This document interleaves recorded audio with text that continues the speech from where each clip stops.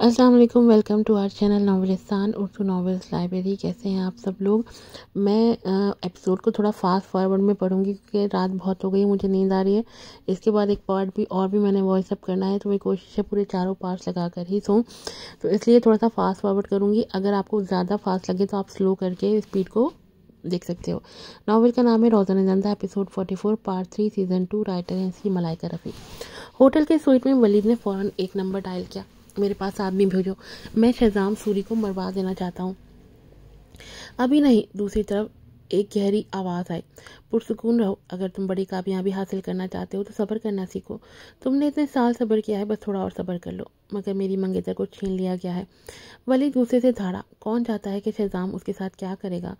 تو کیا تم نے سوچا کہ اگر تم اپنے آدمیوں کے ساتھ اس پر حملہ کرو گے تو صبرین یزدانی تمہیں کیسے دیکھے گی؟ وہ تم پر شک کرے گی اور شہزام سوری بھی تم پر شک کرے گا۔ وہ آواز سرد تھی۔ اگر صبرین کو معلوم ہو گیا کہ شہریز پر جو کچھ ہوا اس کے پیچھے تم تھے تو کیا تمہیں نہیں لگتا کہ وہ تم سے نفرت کرے گی؟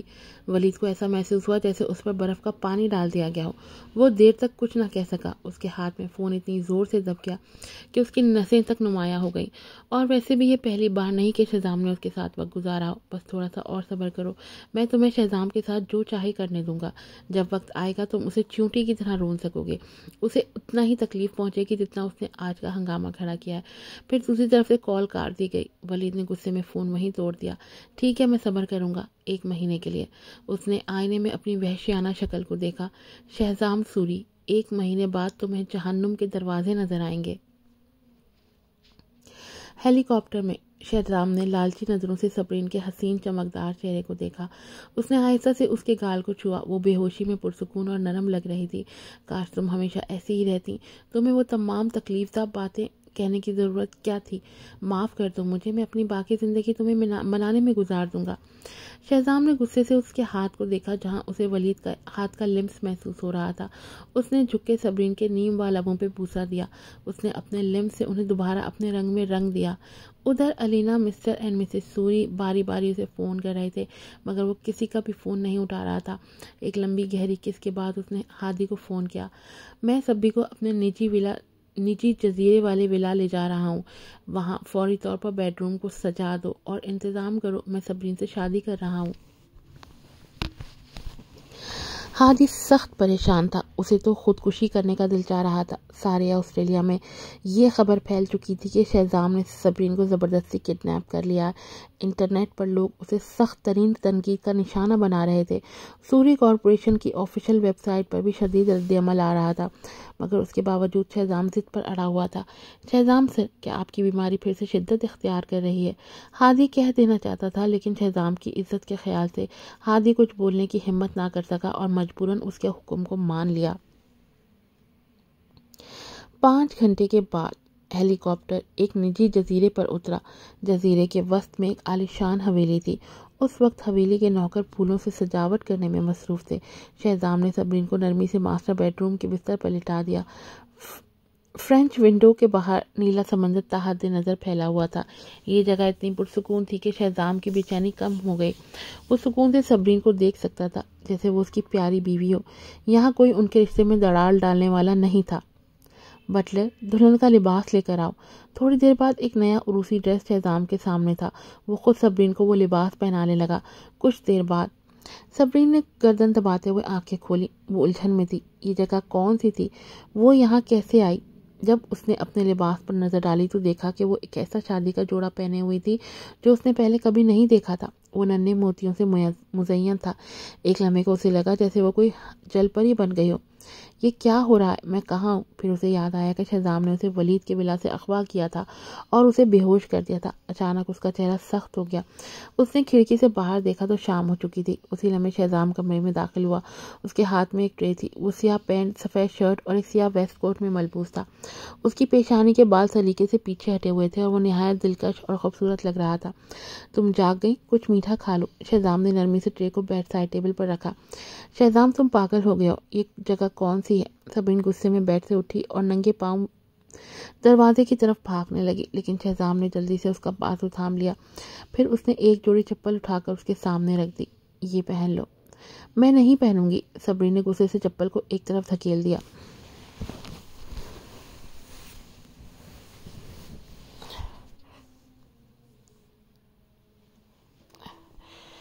शहजाम ने उसकी कलाई को मजीद सख्ती से पकड़ लिया, मगर उसका लहजा अब भी नरम था। अगर तुमने ना पहनी तो मैं तुम्हें बाहर नहीं जाने दूंगा। पहन लो वरना तुम्हारे पाँव जख्मी हो जाएंगे। ये सुनकर शहजाम का रवैया ऐसा था जैसे उसके दिल पर कोई भारी चोट लगी हो, मगर उसके चेहरे पर वही नरम मुस्कुराहट कायम रही। सबरीन को उसके इस रवैये से अजीब सी झुरझुरी हुई।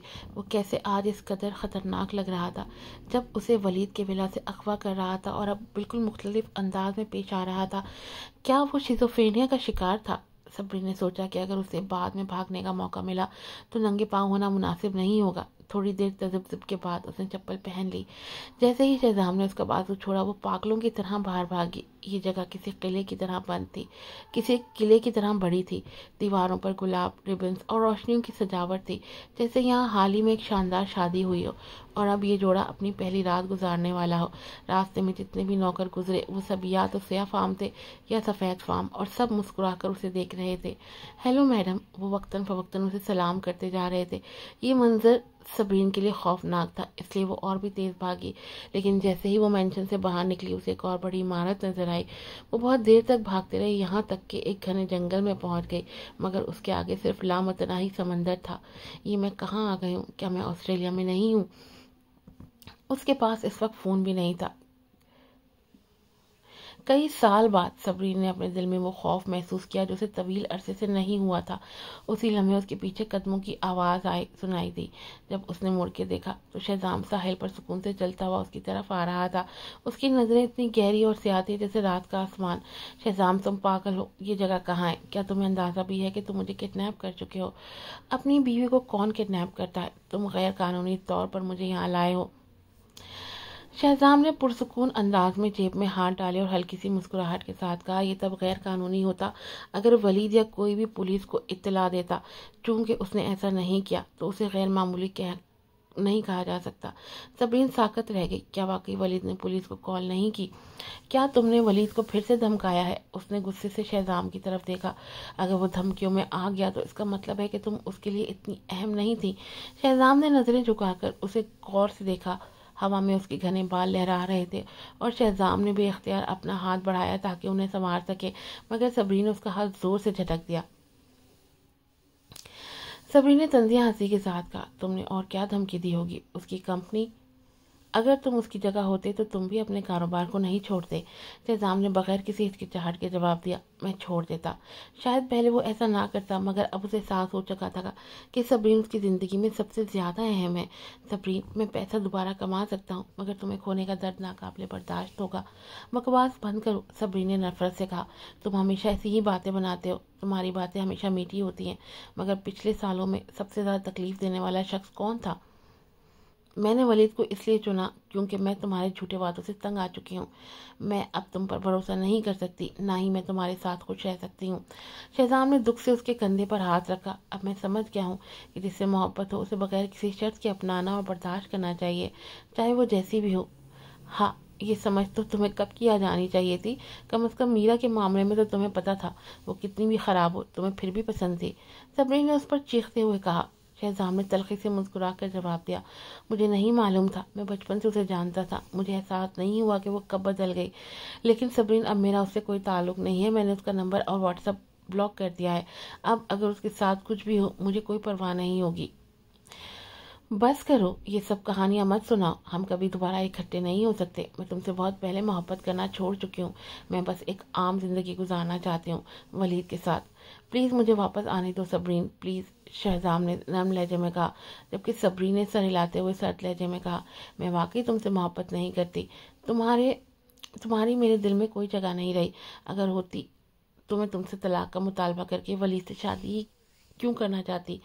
शहजाम के चेहरे पर मायूसी की झलक उभर आई। सबरीन ने उससे कई बार बताया था कि वो उससे मोहब्बत नहीं करती। वो जानता था कि वो सच कह रही है। उसने हकीकत में एक औरत को इस तरह से मोहब्बत करना छोड़ने पर मजबूर कर दिया था। इससे कोई फर्क नहीं पड़ता कि तुम मुझसे मोहब्बत नहीं करती, तुमने कभी भी मुझसे मोहब्बत की थी और अब मेरी बारी है कि मैं तुमसे मोहब्बत करूँ, तुम मुझे अजियत दो। अब सब कुछ बराबर हो गया।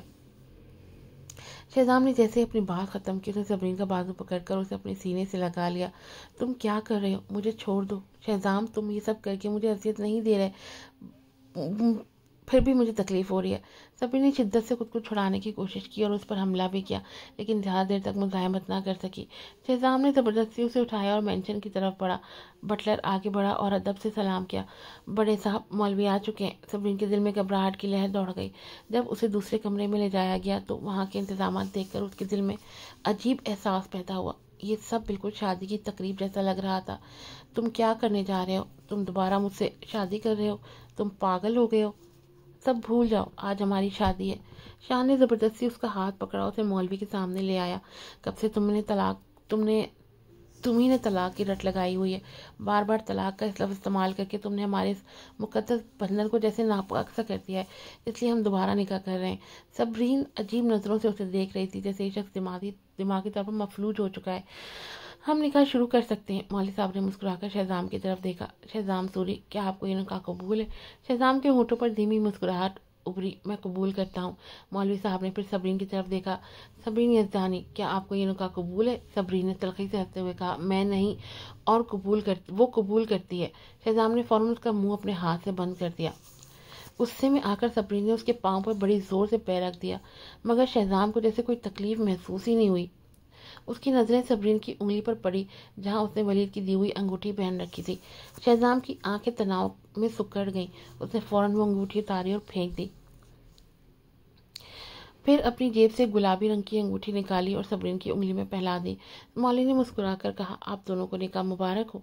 सबरीन की आंखें हैरत से फैल गईं। इससे पहले कि वो कुछ समझ पाती, शहजाम ने जबरदस्ती के माथे पे अपने लब रख दिए। सबरीन ने मुजाहिमत करते हुए उसे दूर धकेलने की कोशिश की, लेकिन वो टस से मस न हुआ। शहजाम अपनी मर्जी से पीछे हुआ तो उसकी मुस्कुराहट में एक जीत की झलक थी। फिर वो सबरीन को दोबारा अपनी बाहों में उठाकर मेंशन की तरफ चल दिया।